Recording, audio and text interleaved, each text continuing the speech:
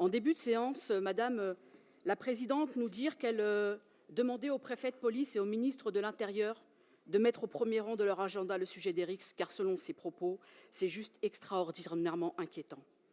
Elle a raison, et pourtant, voilà plus de 2 ans que j'interpelle votre majorité sur ce sujet qui continue d'endeuiller des familles et de fragiliser nos territoires. J'ai bien évidemment une pensée pour la famille et les amis d'Abbas, décédés avant-hier à Paris. Je vous avais d'ailleurs remis un rapport soulignant l'urgence d'une réponse régionale coordonnée et ambitieuse.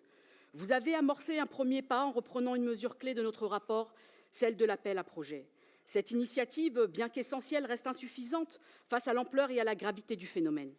Aujourd'hui, la situation reste dramatique.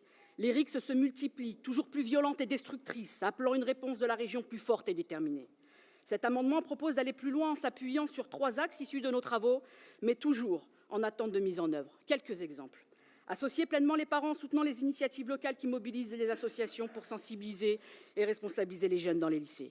Fédérer et former l'ensemble des acteurs impliqués autour d'une journée visant à partager les bonnes pratiques et déployer des solutions efficaces.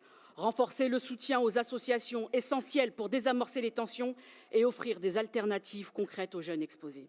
Enfin, je vous rappelle que nous attendons toujours une réponse à notre courrier que nous avons adressé à Madame la Présidente, demandant la saisie du Césaire pour mettre en place la cartographie des RICS, un outil indispensable à la disposition des élus, des acteurs de terrain, pour comprendre plus finement et orienter les politiques publiques. Il y a vraiment urgence à ce que la région passe à une étape supérieure. Agissez avec la détermination qu'exige cette situation, car l'urgence, c'est aujourd'hui et le moment d'agir, c'est maintenant. Et je vous propose donc de retenir cet amendement et vous demande un scrutin public.